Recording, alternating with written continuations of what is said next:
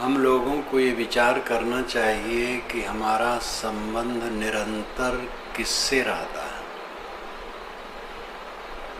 और जिससे हमारा निरंतर का संबंध रहता है उसको हम कितनी व्यवस्था से रखते हैं।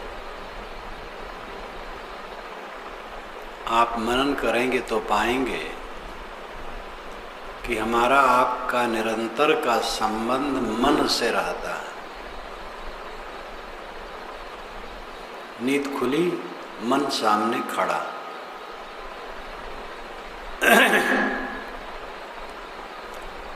और जागृत अवस्था भर मन सामने रहता है। जब हम सोते हैं तो अर्ध सुषुप्ति में मन सामने खड़ा रहता है, जिसको हम सपना कहते हैं। गाढ़ी नींद जब होती है तब मन बीज रूप में हो जाता है, वृत्त रूप में नहीं रहता है, यानी सो जाता है। लेकिन बीज रूप में वही रहेगा जो जागृत में है। और जैसे नींद खुली फिर मन सामने खड़ा। ऐसा मन जो हर समय साथ है देहधारी के, देहधारी को विचारना चाहिए कि उसको किस ढंग से रख रहा। घर की व्यवस्था करता है, आश्रम की व्यवस्था करता है, परिवार की रक्षा करता है, समाज की रक्षा करता है, पद प्रतिष्ठा के लिए उतावला रहता है, धन दौलत बहुत बढ़ जाए इसकी चिंता रहती है। और जब लोभ क्षोभ ज़्यादा बढ़ जाता है तो ये सब के लिए पाप करने में भी कमर कस लेता है।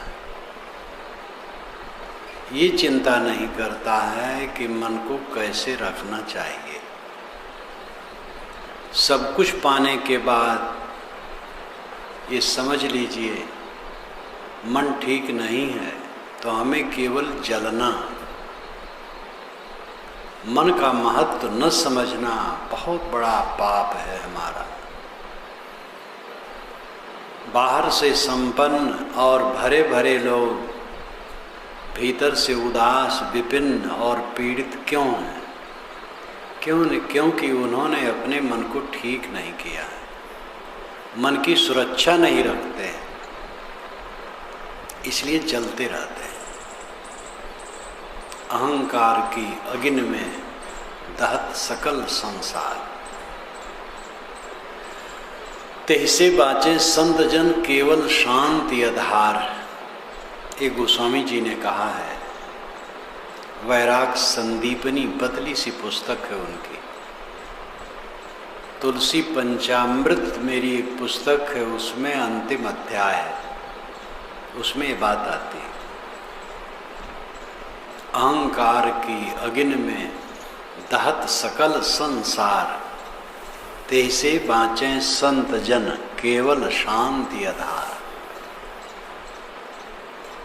सद्गुरु राम रहस्य साहेब पंचग्रंथी में कहते हैं, अहंकार हंता माँ सब ही पड़े, हंता माँ सब ही पड़े, हंता देखे साध, हंता ते न्यारा रहे गुरमुख दृष्टि आबाद। सारा संसार अहंकार में पड़ा है। हंता देखे साध, साधु अपने अहंकार को देखता है, या जो अपने अहंकार को देखता है वो साधु है। कहें कबीर, सुनो भाई साधो, जीवन भर साहब साधु से बात किए, तो ये नहीं जैसे हम लोग कपड़े पहने हैं साधु के, ऐसे लोगों से केवल बात किए।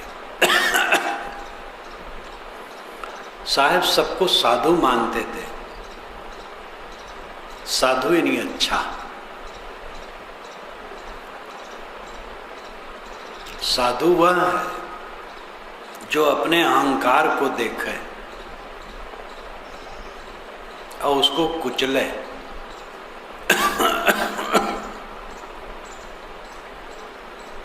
हंता माँ सब ही पड़े, हंता देखे साथ। अंता ते न्यारा रहे गुरमुख दृष्टि अबाध।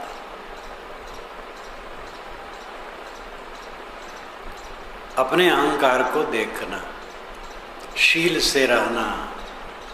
साधु की रहनी क्या है? साधु कहने से आप निर्भ्रांत रूप में समझिए सज्जन। साधु वेश हो, गृहस्थ वेश हो, अच्छी रहनी से चलने वाले सब साधु हैं। और हमारे वेश में हो, अच्छी रहनी से न चलें तो कहाँ साधु? साधु रहनी पर ध्यान दें। ये पक्का समझ लें कि मन की निर्मलता बिना सच्चा सुख नहीं मिलेगा। संसार का सारा सुख झूठा है। झूठे सुख को सुख है, मानत है मनमोद। जगत चबैना काल का, कछ मुख में कुछ गोद। झूठे सुख को सुख कहता है। दुनिया की कुलबुलाहट, इंद्रियों की उत्तेजना, इसको सुख कहता है। मानत है मनमोद, इसमें मन में बड़ा खुश होता है। जगत चबैना काल का, जगत तो काल का चबैना है। कुछ मुख में कुछ गोद। आदमी जब चबैना खाता है तो पात्र में ले करके हाथ में लिए रहता है पात्र, और गोद में रख के रहता है और निकाल निकाल के खाता है। तो कुछ चबैना तो उसके मुख में पिसता है और कुछ गोद में रहता है, वो भी मुख में जाएगा। इसी प्रकार काल सबको अपनी गोद में बैठा रखा है और एक एक को पीस रहा है, खा रहा है। जगत चबैना काल का, कछ मुख में कछ गोद। वॉडविल ने, जो फ्रांस की है, पेरिस विश्वविद्यालय में जीवन भर पढ़ाई, अब रिटायरमेंट उसका हो गया है, अभी जीवित हैं। उन्होंने कबीर नाम से प्रथम पुस्तक, कबीर की साखियों का अनुवाद और विशाल बहुत बड़ी भूमिका लिखी थी। 74 में छपा था।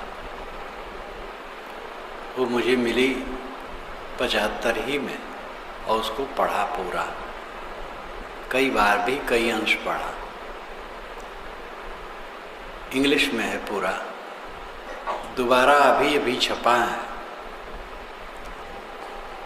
वैसे उसके और संस्करण हो गए, लेकिन अभी भी छपा है 2 वर्ष पूर्व। ये वीवर नेम्ड कबीर, उसमें बीजक का उन्होंने काफी लिया है। पहले वाले खंड में वो साखी है, शायद इसमें भी दिया, इसको मैं पूरा नहीं पढ़ाऊंगी, कुछ पढ़ा हूँ। इस साखी को जब उसने रखा तो उसने कहा कि भारतीय वाङ्मय में ही नहीं, पूरे विश्व की वाङ्मय में इस विषय में इतना बेजोड़ बात किसी ने नहीं कहा। एकदम भावुक हो गई। झूठे सुख को सुख कहे, मानत है मनमोद। जगत चबैना काल का, कछ मुख में कछ गोद। उसने विवाह नहीं किया वॉडविल ने, कुमारी वॉडविल अब तो बुढ़ापा में आ गई है। निर्गुणी धारा के संतों पर उसने बहुत चिंतन किया और उसमें कबीर के विषय में तो बहुत ही। इस पर उसने कहा है कि पूरी दुनिया में इस विषय पर इतना साफ किसी ने नहीं कहा है, और ने भी कहा होगा, लेकिन क्योंकि ये बात बहुत सामान्य है, परंतु इसमें वो भावुक हो गई। कुछ मुख में कुछ को, झूठे सुख को सुख है, मानत है मनमोह। जगत चबैना काल का, कछ मुख में कुछ गोद। हमें शमशान की याद रखनी चाहिए। शमशान, तालब्बी आधा शाह और माँ शम। इसका पहला अर्थ होता है मुख। शमश्र इसीलिए कहा जाता है मुख के बाल। शमशान, शम का दूसरा अर्थ होता है शरीर, लाश, शव। शान का अर्थ होता है निकस, जहां उसको रगड़ा जाता है, साफ किया जाता है। ये हमारी लाश चाय की जलेगी जहां, वो शमशान है। ये संस्कृत भाषा का शब्द है। हमारे शरीर की अंतिम मंजिल शमशान है। तो कौन सा अहंकार है? शरीर ही अपना नहीं है, किस बात का अहंकार है? हंता मां सब ही पड़े, सब अहंकार में पड़े। हंता देखे साध, जो अपने अहंकार को देखे वो साधु है। और हंता ते न्यारा रहे। देखने का मतलब है न्यारा हो जाना। जब आदमी सांप देख लेगा, बिच्छू देख लेगा, तो अलग हो जाएगा।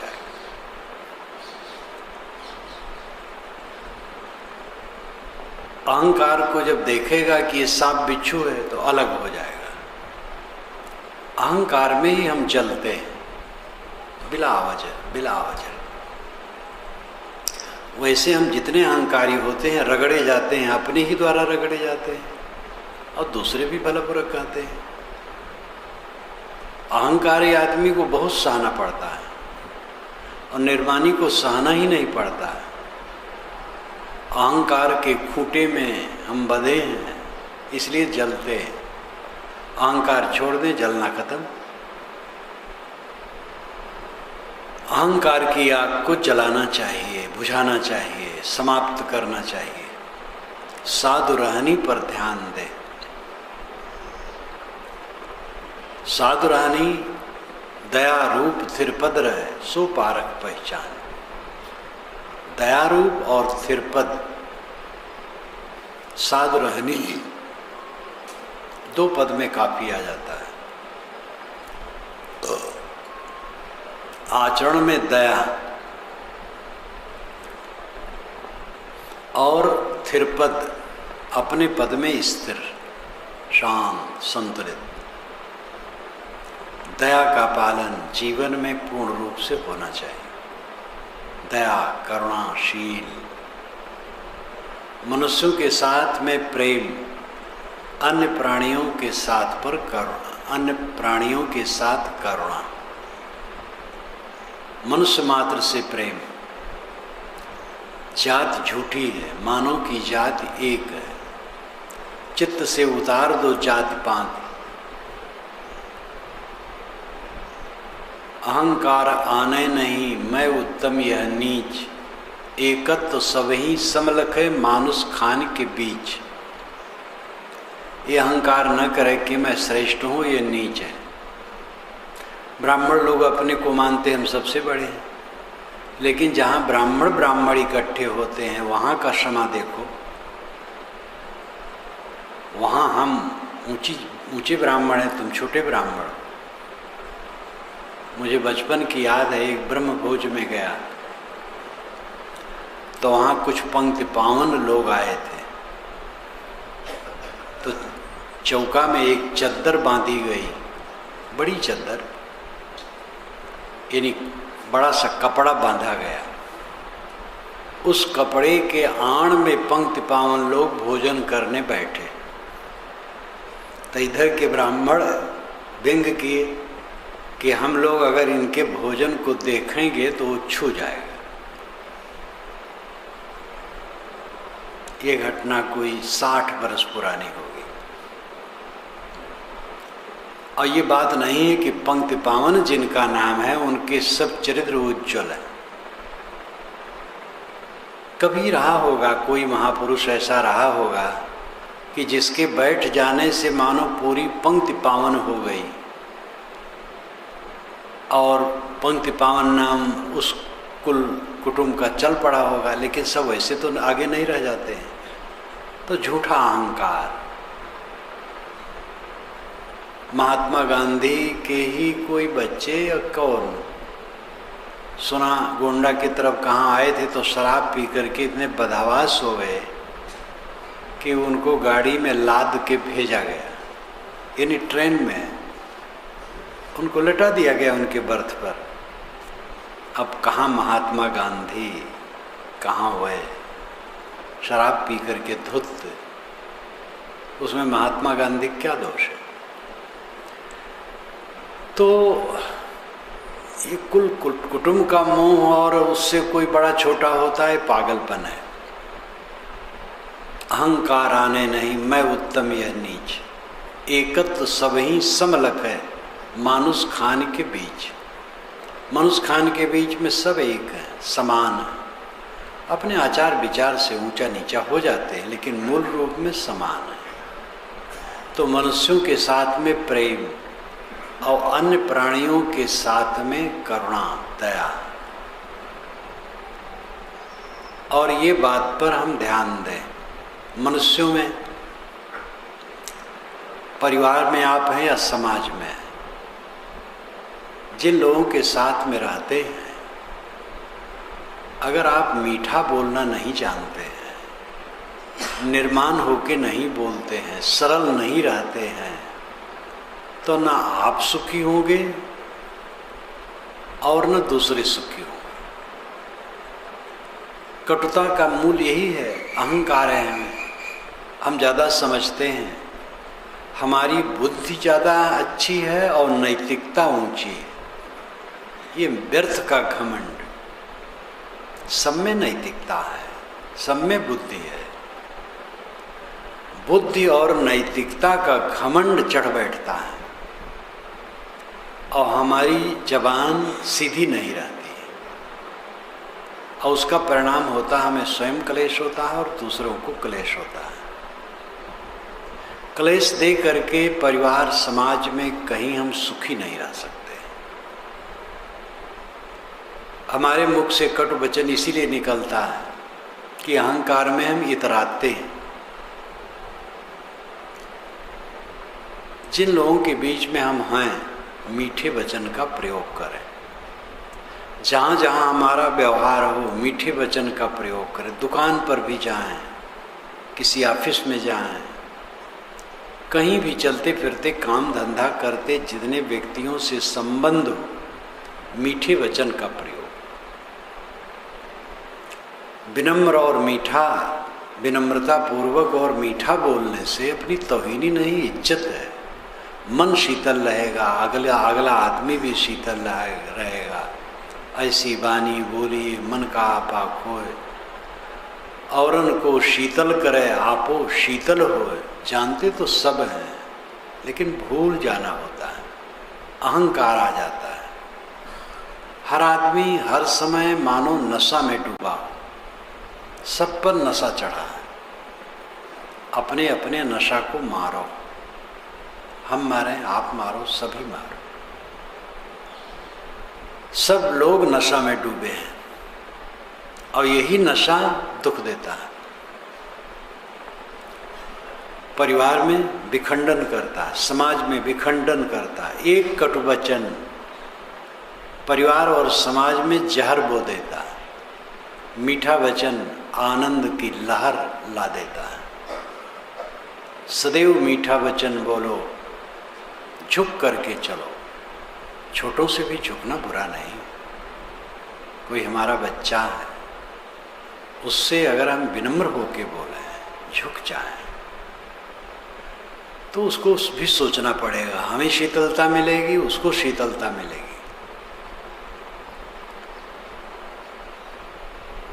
मनुष्यों के साथ में सुंदर बर्ताव, प्राणियों पर दया। छोटे छोटे जीव जंतु हैं, सांप बिच्छू मार देना चाहिए, लोग मानते हैं। अरे बिच्छू ऐसे भाग जाएगा बेचारा, सांप भी सामने कहाँ आता है। यहाँ सांप रहता है, खूब स्वतंत्र होकर घूमता है समय समय से। हम लोग कभी नहीं मारते। हमारा मूल गुरुआश्रम बढ़ारा गोंडा जिला में, अभी भी वहाँ बिजली नहीं है। तालाब है, चारों तरफ भिट्ट है, दक्षिण भिट्ट पर आश्रम है, जहाँ मैं प्रथम बार सन 50 में गुरु जी के पास आया। वहाँ भयंकर सांप है। जब तक मैं वहाँ देखता रहा, बहुत बिस्तर, बड़ा फण वाला, अनेक बार ऐसे रेंगता हुआ चला जाए। रात में लोगों के ऊपर से भी चला गया, काटा नहीं। एक बार तो शाम के टाइम कोई 3 बजे आश्रम के पीछे एक झोपड़ी, उस झोपड़ी में एक जंगले में बैठा, फड़ निकाले, मस्त बैठा रहा। लोग देखे तो मैं गया। मैंने कहा, भाई क्यों यहाँ बैठे हो, चले जाओ, हमारी बात तो क्या जानेगा। लेकिन आहट पाया तो सिर को नीचे रखा और सड़क के उत्तर तरफ चला गया बसवारी में। हम लोग कभी नहीं मारे, आज तक वहाँ किसी को नहीं काटा है, अभी भी रहा होगा शायद। यहाँ तो मैंने बताया ही, यहाँ सांप रहता है, बड़ा लंबा सांप है, आता है जाता है, घूमता है। वो भी जानते हैं लोग मारते नहीं, ये भ्रम है। काल है मार दो, काल कौन है जो मारे? काल तो आप बन गए और उसको काल कहते। साहस रखो, किसी जीव को मत मारो, किसी को पीड़ा ना दो। कुछ लोग बैठे हैं, मच्छर आए पट दे मार दे, ये ठीक नहीं। कपड़ा से उड़ा दो, मार देना एक तो अदया है, दूसरे मार दोगे तो उसका शरीर का कूड़ा कचरा आपके शरीर में भी लगेगा, अशुद्धि भी होगी, हिंसा भी है, अशुद्धि भी है। कितने लोगों की आदत होती है, मच्छर बैठा पट दे मार दिया। साधु सज्जन के लिए तो बिल्कुल ही गलत है, उनका आदर्श ही खराब हो जाएगा, मन खराब होगा, आदर्श खराब होगा। आसपास में जो बैठे होंगे वो क्या समझेंगे कि ये तो बाबा मच्छर मार रहे हैं। मच्छर को भी मत मारो, उड़ा दो। और चींटी हैं, कोई जानवर हैं, अपने से बचाओ। और मरने वाले तो मरते हैं, कोई रोक नहीं पाता। असक रहे चुप सोए, श्री रामराज साहब ने कहा है। श्री रामराज साहब ने पंचग्रंथी में बहुत व्यवहारिक बातें कही। छोटे छोटे जीव को बचावे, अपनी शक्ति चले तक। शक्ति बाहर है, चुप रहे, का करे। कई बार मैं देखता हूँ, बाथरूम में जाता हूँ लक्षणका कर, छोटे छोटे जीव, तो उंगली को भिगा करके उन जीवों को चिपका चिपका के अलग झाड़ देता हूँ। कहाँ तक झाड़? अब पानी चला, बहा, कौन मरा, कोई क्या करेगा। व्यवस्था है, चलते हैं, आंखों से देख के चलते हैं, लेकिन अब कहाँ कौन जीव पड़ जाता है पैर के नीचे, क्या पता। तो असक रहे चुप सोए, शक्ति चले तक रक्षा करे, असक रहे चुप सोए। रामराज साहब ने बहुत व्यवहारिक कहा, शक्ति चले तक किसी जीव को तकलीफ न दो, और शक्ति बाहर है, चुप हो जाओ, करोगे क्या। ये छोटी छोटी बातों पर ध्यान देने से अपना चित्त कोमल होता है। और ये बात केवल हम ही लोग नहीं, विदेश में भी इस पर काफ़ी चर्चा है। जीव दया मंडल है, भारत में ही नहीं विदेश में भी। और अच्छे अच्छे अंग्रेज लोग जीव दया पर ध्यान देते हैं, छोटे छोटे जीवों को मत मांस का घोर विरोध करते हैं। महात्मा गांधी के पिताजी तो शरीर छोड़ चुके थे, माँ थी जब वे इंग्लैंड गए पढ़ने के लिए, तो उन्होंने प्रतिज्ञा कराया था, तुम शराब नहीं पियोगे, मांस अंडा मछली नहीं खाओगे, किसी स्त्री की संगत नहीं करोगे, ये प्रतिज्ञा करवाए थे। लौट करके जब आए तब तक माता जी भी नहीं रह गई थी। तो यहाँ के कुछ लड़कों के संगत से उनको भ्रम हो गया था कि मांस खाने से बुद्धि बढ़ती है। अंग्रेज लोग मांस खाते इसलिए उनकी बुद्धि तेज है। हम लोगों को मांस खाना चाहिए। तो गांधी जी ने सोचा था इंग्लैंड जाऊंगा, पढ़ूंगा, मांस तो नहीं खाऊंगा, माता ने प्रतिज्ञा करवाया है, लेकिन जब लौटूंगा भारत तब मांस खाऊंगा और मांस का प्रचार करूंगा। जब इंग्लैंड गए तो अब मांस नहीं खाना था, शाकाहारी भोजनालय खोजे तो मिला, फिर शाकाहारी संस्था मिली, पत्र पत्रिकाएं मिली, वो सब अंग्रेज। न वे मांस खाते थे, न अंडा, न मछली, और इसका घोर विरोध करते थे, और इसमें गोष्ठियां करते थे और पत्र पत्रिकाएं छापते थे। तो गांधी जी उसके सदस्य हो गए। तब उनको आत्मविश्वास जगा कि हमारे भारतवर्ष में जो मांस का निषेध किया जाता है वो केवल भारत में ही सीमित नहीं है। जहाँ लोग मानते बहुत मांसाहारी हैं, वो इंग्लैंड के लोग मांस के घोर विरोधी हैं। आजकल तो पूरी दुनिया में इस पर काफ़ी विचार चलते हैं मांस के विरोध में, कि मांस स्वास्थ्य के लिए भी हितकर नहीं।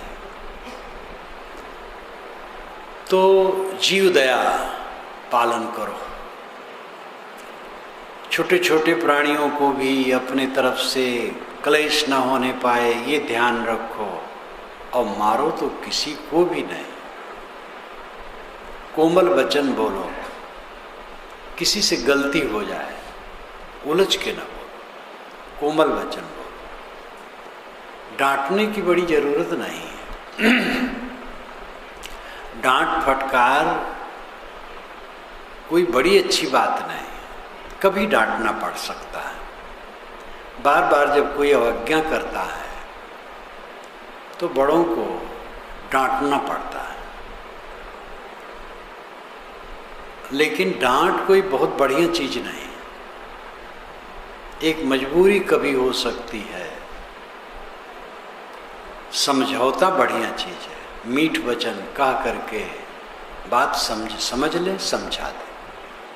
डांट की आवश्यकता नहीं, अपने छोटा क्यों डांटा जाए। एक संत तो हमारे यही प्रश्न करते हैं जब आते हैं, इस समय तो नहीं आए हैं, राजस्थान के हैं। जब आए मेरे पास महीना भर रहे, 15 दिन रहे, कैसा है, मैं आपको कभी देखता नहीं किसी को डांटे, यहाँ बड़ा लंबा समाज रहता है, तो मैं बारीकी से देखना चाहता हूँ आपको कभी डांट रहे हैं कि नहीं। तो मैं बरसों से आपके संपर्क में हूँ, कभी डांटते ही नहीं देखा। तो मैंने कहा जरूरत पड़ेगी तो आप ही को डांटूंगा। एक बार उनको डांटा था तो हंसने लगे। तो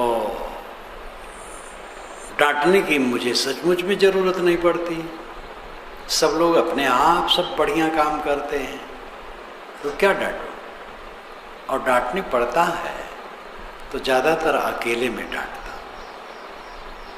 अब कहीं मुझसे ही उत्तेजना हो जाए सबके बीच में और कह दूँ, हो सकता है, नहीं तो जब जिसकी त्रुटि देखता हूँ, एक तो यही जानता हूँ कि त्रुटि की, फिर अपने आप उनको ग्लानि हुई होगी, उसको दूर कर देंगे।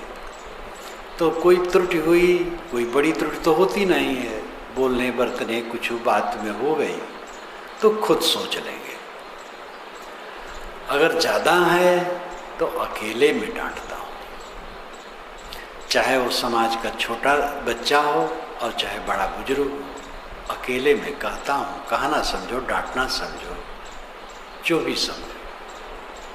और अकेले में आप चाहे जितना डांटो वो खराब नहीं पड़ता। अगर सुपात्र है आदमी तो, सुपात्र नहीं है तो चाहे पैरे पड़ो नहीं सुधरेगा।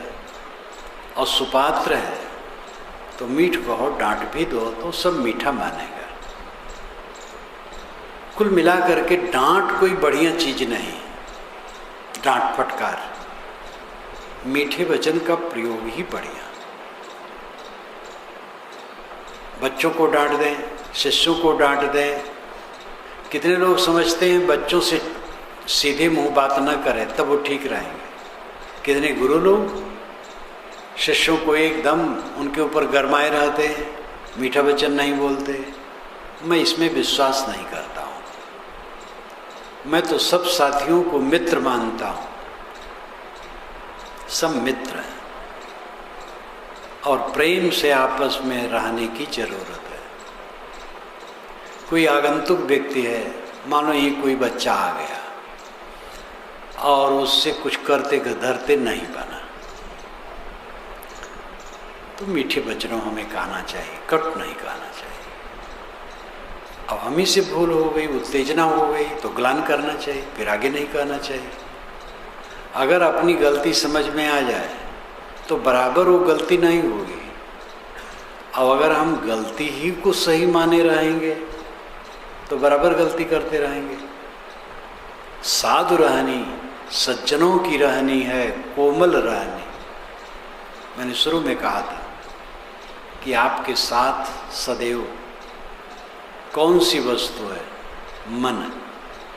देहधारियों के साथ हर समय मन है, और मन नीचे से ऊपर तक कांटेदार, तो चुभेगा। हमने अपने कटु वचन से, गलत धारणा से, गलत बर्ताव से अपने मन को कांटेदार बनाया है, इसलिए वो चुभता, हरदम चुभता। मन को सुंदर बनाए, शीलवान बनाए, निर्मल बनाए। घाटा हो गया, नुकसान हो गया, बिगड़ गया, कुछ नहीं हुआ, और हमारा मन खराब हो गया तो सब बेकार हो गया। मानो ये कोई कीमती चीज है और किसी से बिगड़ जाए, तो चीज बिगड़ी, वो क्या बिगड़ी, और हमारा मन बिगड़ा तो बहुत नुकसान होगा। चीज तो बिगड़ेगी, आज नहीं बिगड़ेगी कल बिगड़ेगी, और जो काम करता है उसी से बिगड़ता है। जो काम नहीं करेगा क्या बिगड़ेगा?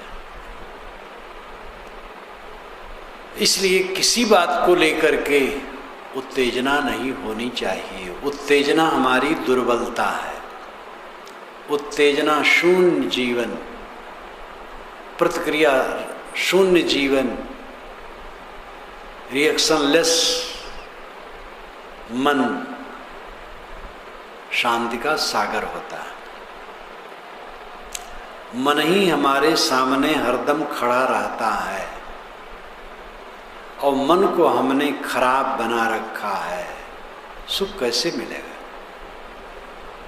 मन को अच्छा बनाए, सब घाटा सह करके मन को अच्छा बनाए, अपमान निंदा सह करके मन को अच्छा बनाए।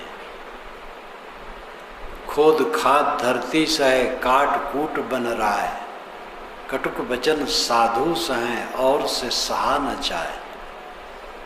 साहब कहते हैं खोद खाद धरती सहे, धरती पर खोदो गोड़ो, धरती चुपचाप सहती, धरती जड़ है।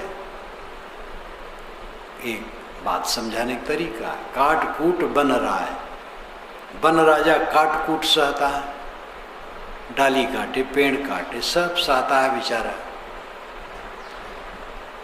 कटुक वचन साधु सह, कटु वचन साधु सहते, और से सहा न चाहे। जो सहता है वही साधु है, साधु वेश नहीं।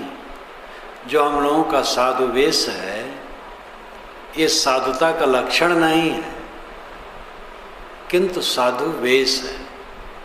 साधुता का लक्षण है सह लेना। यात्रा में अगर हम कह रहे हैं, अपरिचित लोग मिलें और कहीं हम किसी यात्री से गुस्सा करें, तो दूसरे यात्री लोग कहेंगे महाराज अरे वो कहे कहे, आपको नहीं कहना चाहिए, आप तो संत हैं, आपको सह लेना चाहिए। तो गृहस्थ लोग भी, अपरिचित लोग भी हम लोगों को यही सीख देते हैं कि महाराज आपको गुस्सा नहीं करना चाहिए। जो गुस्सा न करे वही संत। कपड़ा तो पहन लेना होता है थोड़े में, वेश में तो बहुत नहीं लगता है, लेकिन मन को सुधारने में समय लगता है। और जो नहीं सुधारने पर तत्पर है, जिंदगी बीत जाती है, सुधरता नहीं। और जिसमें तत्परता है वो सुधरता है। जीवन को बदलो, साधु रहनी में जीवन बिताओ।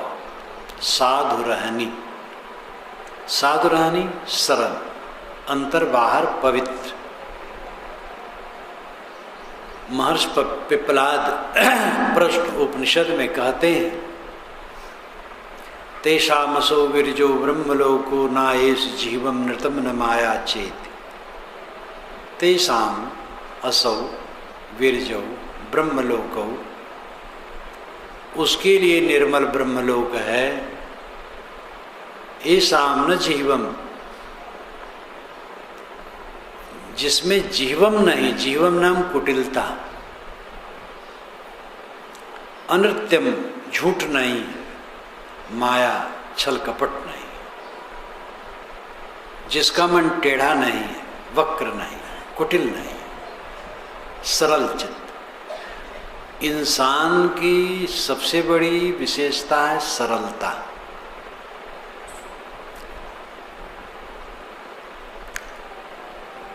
और सत्यता, और फिर निर्माया, छल कपट नहीं। अपने को मांझने की जरूरत है। एक कलाकार अनगढ़ पत्थर को छीनी हथौड़ी से छीन छीन कर सुंदर मूर्ति का रूप देता है, सुंदर सुंदर वस्तुएं बनाता है। और हमें जीवन, ये मानव जीवन अपने आप सुंदर मिला है, इसको बिगाड़े ना। और इसमें कुछ कुटेव अगर आ गया है तो उसको छील छील करके सुधारे। और उसमें पूरे जीवन में बस एक पॉइंट है, मन, उसी को ठीक कर ले, बस सब ठीक हो जाए। मन राता तन जात है, तन राता मन जाए, तन मन एक हुए रहे तब हंस कबीर कहा है। जहाँ मन राता वहाँ तन जाता है, राता नाम आसक्त। मन जहाँ आसक्त होता है वहाँ तन जाता है।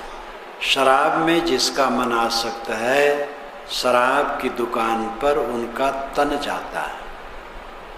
और तन राता मन जाए, जहाँ तन आसक्त है, इंद्रियां आसक्त हैं, वहाँ मन जाएगा। अगर इंद्रियां भोगों के लिए लंपट हैं तो मन बारंबार उसी तरफ खींचेगा।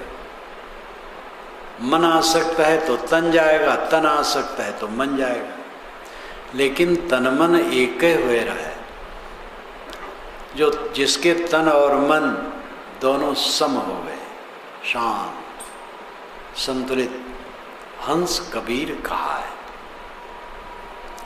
कबीर साहब कहते वो हंस है। ये बात समझ में नहीं आती, इसकी चर्चा भी सुनने को मनुष्य को नहीं मिलती, मिले तो समझ में नहीं आती, समझ में आवे तो रहनी में, टिकने में परिश्रम लगता है। त्याग हर रहनी का मूल्य है, त्याग। जैसे क्षमा करना चाहिए तो क्रोध का त्याग करना पड़ेगा, संतोष करना चाहिए तो भोग का त्याग करना पड़ेगा, निर्वाण रहना चाहिए तो अभिमान का त्याग करना पड़ेगा। हर रहनी में तो त्याग है। और त्याग भोगी मन के लिए जमाल गोटा का काढ़ा है, बड़ा मुश्किल है। इसलिए सब जीव दुखी है। बिना दृढ़ प्रतिज्ञ होकर के अपने को संभालने के लिए तैयार हुए, अपने आप को कोई उठा नहीं सकता। जन्म जन्म के कूड़े कचड़े मन में भरे। अब आज जब से जन्म हुआ है तब से संसार में चारों तरफ से कूड़े कचड़े के अलावा मिला क्या है? अगर कहीं कुछ आंखें खुली हैं तो संतों, महात्माओं, पीरों, गुरुजनों के वचन से, उनके अच्छे विचार, अच्छी रहनी के प्रभाव से कुछ थोड़ा थोड़ा मिला है। और इस संसार से कूड़ा कचड़ा ही सर्वत्र मिलता है। और वही सब संग्रह होता है मन में, वही संस्कार, वही कचोटते हैं। हरदम संग्रह और भोग, ये दो के विषय में मनुष्य का मन बना रहता है। कितना अधिक संग्रह करें, कितना भोग करें। हर जगह तृष्णा अपना घर बनाती और विराम कहीं नहीं। मनुष्य को चाहिए कि अपनी श्रेणी में जहाँ वो है परिश्रमी रहे, आलसी न रहे, और परिश्रम में जितना प्राप्त हो उतने में संतोष रखे, तुलना में न पड़े। दूसरे के मकान, दूसरे की दुकान, दूसरे के परिवार, दूसरे की प्रतिष्ठा, दूसरे के पद, ये सब की तुलना में न पड़े। जितना अपना है बहुत है। और आत्म कल्याण का काम करें। न्यूनतम आवश्यकता की पूर्ति होनी चाहिए। सूखा रूखा कुछ खाने को मिल जाए जो सुपाच्य, संतुलित और शुद्ध हो,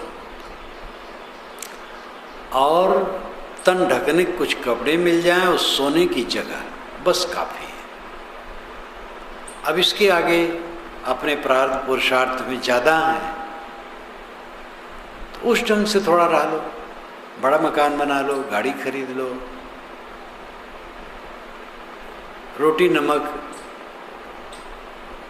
से ऊपर उठ करके रोटी सब्जी खाओ, घी दूध भी खाओ, कोई बात नहीं। जो खाओ संतुलित खाओ, कम खाओ। ज़्यादा और हो गया है दूसरे की भी सेवा में लगाओ, लेकिन दूसरे के देख देख करके कि वैसे हमारे हो, ये फिर बिल्कुल भटक जाना है। अपनी बात क्या है, कितने में लाभ है, अपना काम कितने में हो जाएगा, ये सोचना चाहिए। अगर जठराग्नि को तृप्त करने के लिए सात्विक संतुलित भोजन कुछ मिल गया है और तन ढकने कपड़े और सोने की जगह, तो और क्या चाहिए, बहुत है इतना। अब काम करना है वह मन को निर्मल करना। खास काम बचा रह जाता है और झूठे गुमान में और झूठे साज सज्जा और संग्रह में हम नरक बनाते चले जाते हैं। जितनी हमारी तृष्णा होगी उतना हम नरक बनाएंगे, और जितना हम संतुलित रहेंगे उतना सही रहेंगे। अपने मन को संभालना है। कितनी ऊंची क्वालिटी की खुराक हमने खाई इसका महत्व नहीं। जठराग्नि में हवन करना मात्र, बस। मन कितना हमारा बढ़िया है इसका महत्व है। निर्मल मन है तो हम धन्य हैं, और निर्मल मन नहीं है तो हमारा सब बेकार है। इसलिए मन पर जोर होना चाहिए। नींद आवे, बिस्तर पर जाएं, करवट न बदलना पड़े कि करवट बदल बदल करके बीत गए 2 घंटे, नींद नहीं आ रही है। बिस्तर पर पड़े, नींद आ जाए। उठें, मन में किसी प्रकार का तनाव ना हो, किसी के लिए तनाव ना हो। सब तनाव झूठा है। तनिक तनिक बात को, बड़ी बड़ी बात को, चाहे तनिक बात मानो, बड़ी बात मानो, सब झूठी है, सब क्षणिक है। आज है कल नहीं है। तो रमखा बन गए तुम किसी गलती देख करके, वो भी गलती तुम्हारी कल्पना है कि सही गलती है। गलती को देखने के दृष्टिकोण भी होते हैं। आपके साथी से कोई काम बिगड़ गया, आप उसको गलती रूप में देख रहे हैं। आप करते जब आपसे बिगड़ता, तब जो काम बनाएगा उससे बिगड़ेगा।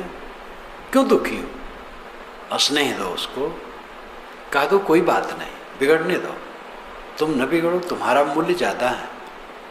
एक साथी ने मुझसे एक बार कहा, मैंने कहा जाओ ये चीज़ ले आओ, तो लौट के आए, कहे साहब बहुत महंगा है।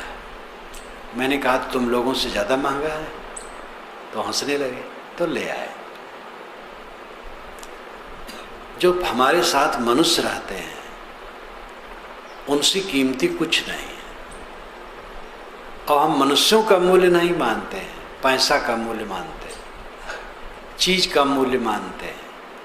और जहाँ धन मूल्यवान हुआ तहाँ जन का व्यवहार खराब हुआ, ये पक्का समझ लो। और जहाँ जन का मूल्य है वहाँ धन दूसरे नंबर में। धन जन के लिए है, कलह किसके लिए होता है? धन के लिए। और जन के प्रति हमारी श्रद्धा हो तो धन के लिए कलह नहीं होगा। श्री राम और भरत में कलह नहीं हुआ क्योंकि दोनों ने धन को महत्व नहीं दिया। श्री राम के लिए राज्य प्रस्तुत था।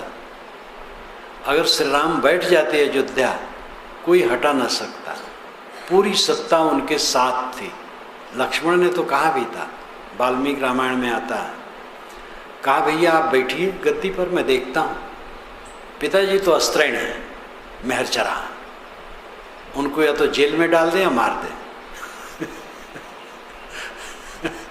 आप बैठिए गद्दी पर, मैं देखता हूँ कौन मेरे सामने आता है। कौशल्या ने राम से कहा इनकी बात सुने। राम ने कहा मेरा साहस नहीं। बड़ा बढ़िया वर्णन है रामायण में। अयोध्या कांड रामायण का दिल है। गोस्वामी जी भी अयोध्या कांड में ज़्यादा चमत्कार नहीं जोड़ पाए। रामायण पढ़ना चाहें कथा की दृष्टि से तो अयोध्या कांड पढ़ें, वो दिल है, रामायण का दिल है। तो राम को कोई हटा नहीं सकता था। भरत आ जाते, और भरत तो चाहते ही कि राम गद्दी पे बैठे।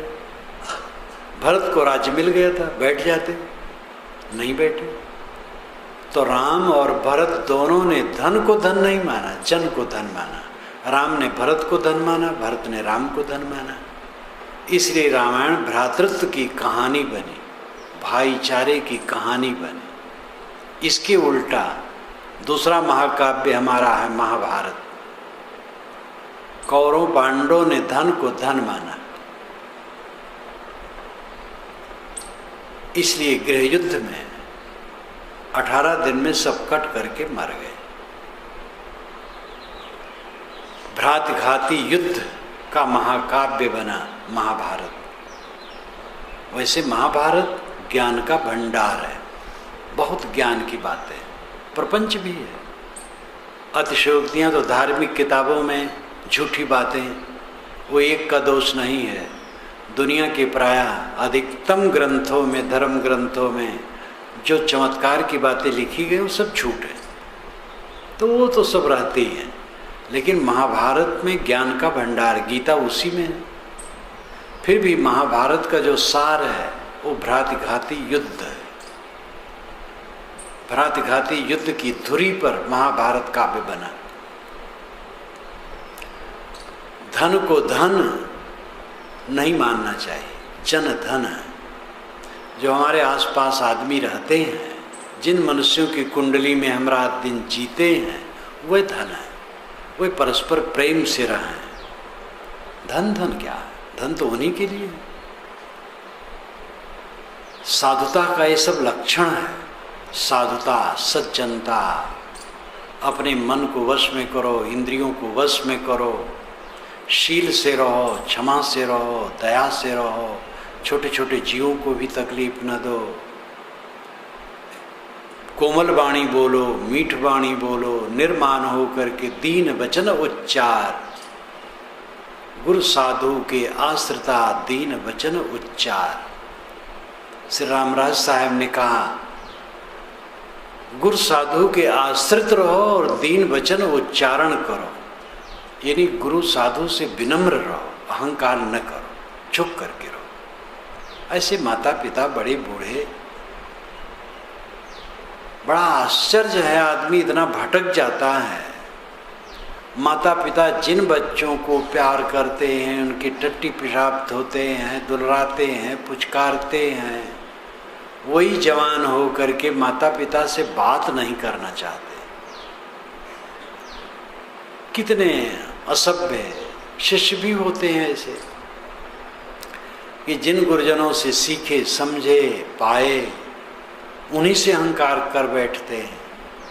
कल्याणार्थी ऐसा नहीं कर सकता। तो गुरु साधुन के आश्रिता दीन वचन उच्चार, वैसे माता पिता के आश्रिता समझ लो, बड़ों के आश्रिता, बड़ों के आश्रय में रहो और दीन वचन का उच्चारण करो। आपका वचन जब निकले तो उसमें मिठास हो, कोमलता हो, विनय हो। इसमें आप सुखी रहेंगे, दूसरा सुखी रहेगा। ये साधु रहनी है। साधु रहनी यानी पवित्र रहनी, सुख से रहने की रहनी। तो मेरा जो कथन का विषय है वो खास है मन। मैंने शुरू में आपसे कहा था कि आपके पास सब समय कौन सी वस्तु ज़्यादा रहती है? ज़्यादा क्या, सब समय रहती है, वो मन है। गाढ़ी नींद में मन बीज रूप में हो जाता है, लेकिन जब बीज रूप में होता है तो वो भी जागृत का सब बीज ही उसमें रहता है। जो आपने कमाई की है उसमें सब बंद है, जैसे नींद खुली वो सामने आ जाएगा। जो कुछ आप करते हैं उसकी कमाई मन में स्टॉक है, संग्रहित है, और जैसे नींद खुलेगी मन सामने हो जाएगा।